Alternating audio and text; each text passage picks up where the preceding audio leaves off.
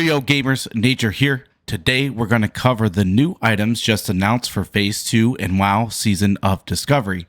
Make sure you mash the like and subscribe, it really helps. Before we get started, understand the items listed in Blizzard's recent blue post are designed to hype us up for next phase. I'm sure most of these, if not all of these, will be in Phase 2, but nothing's guaranteed, and there will for sure be a lot that's not listed. Let's dive right into it. First item is Bonk Maester's Handguards. This looks like the level 40 version of Edge Masters. Next we have Domesticated Attack Chicken. This item is actually really smart since gnomes can actually access the 230 engineering, and now they won't be the only characters that have access to the attack chicken. First two items remind me of Blizzard's statement when they announced Season of Discovery that you won't be severely punished for picking different races than traditional WoW Classic. Mechanistrider Muffler. This references a prediction I made on Hunter Pets for Phase 2 that Mechanistrider could potentially be added to the game. So although this really doesn't confirm that, it's exciting for me to see. Wordall's Hardened Core, a pretty insane looking tank trinket. Gear Mender's Grace, a healing one-hander. Atomic Crowd Pummeler. This is really cool item for druids and potentially warriors and paladins because that one use is super strong in original classic. However, they replaced the 3-time use with a 3-minute CD, meaning we don't need to farm this every single day going up to raid. The Necronomicon, a offhand for casters and potential healers.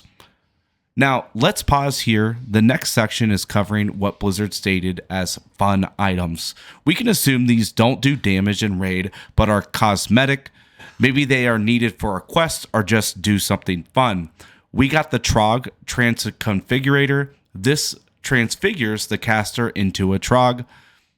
Aragar's Whimsical World Warper.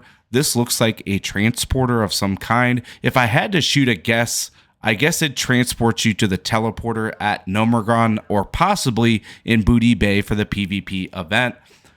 Radiant Ray Reflectors. This just sounds like a cool pair of sunglasses to me. As an epic item, maybe it's rare to get. Next, let's look at the set items Blizzard released. We have Hazard Leg Plates. These have great stats on their own. However, the set bonus is great as well. We have 2-piece providing +7 defense and 16 attack power. The 3-piece provides 1% hit for spells, melee, and ranged. Hyperconductive Robes are the cloth set. Again, these have great stats. And for 2-piece, we actually get the 1% hit and 100 armor. For 3-piece, we get a chance on spellcast to increase our damage and healing by 40. It depends on the proc rate, of course, but this looks really strong at first sight. For mail, we have Electromantic Chainmail. As a hunter, looking at this, it looks okay. It's hard to say since this has strength and intellect are heavily stat weighted here if this is really a hunter item. However, the 1% crit certainly makes it an upgrade from BFD gear. The set bonuses are great as well here. We have 2-piece for 24 attack power, while 3-piece gives us 5% chance of restoring 100 mana. This is really great for Pallies, Hunters, and I believe Shamans unlock mail as well at 40. Now, one thing added to set gear this phase is it looks like we can expect guaranteed set item pieces to drop like the power depleted boots. It looks like these will drop in addition to the set items that normally drop. However, we'll probably get one of each set item per clear. This would help those who are having bad RNG and can't get their set items to drop. You'll always have that guaranteed item that you could turn into the set piece. Let's look at skill books. These are really cool. It looks like Blizzard has found some areas where they feel we need to unlock certain skills outside of our normal trainer progression. Basically, these books drop so you can use them to learn the skill and use it, but unlike a rune, it does not take up a rune slot. These seem similar to AQ20 books that we're used to, but have new skills instead of upgrades. We have Testament of Enhanced Blessings, Revelation of Totemic Projection, and Manual of Redirect as the ones we can see so far. Blizzard also gave us a snapshot on new PvP rewards. Before I cover this section, let's touch base on Beware of the Mood Blood event. It's held in STV, and unlike Ashenvale, it occurs statically once every 3 hours for 30 minutes. During this time, there isn't really any objective, and simply you just kill players from the other faction. You can still group up, but when you kill people, you collect currency, and that currency is what's used for the PvP rewards. Two of those rewards, real quick, are epic quality. We have Emberblood Seal, a fire spell ring for mage only, and Sanguine Skullcrusher, a one-hander that looks pretty good for warrior only. Now, two other things you want to know about the event real quick. One, there's no world buff around the event. In addition, the Ashenvale weekly buff is not going to apply to players at level 40. Number two, you can earn Arathi Basin doing the event as well, so you can earn Arathi Basin reputation.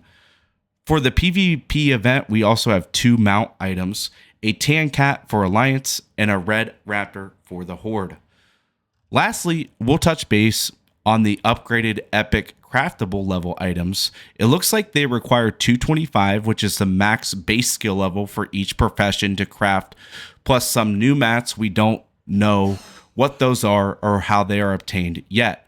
One huge thing to note, Blizzard stated there will be 20 new recipes spread across alchemy, enchanting, engineering, along with leatherworking, tailoring, and blacksmithing.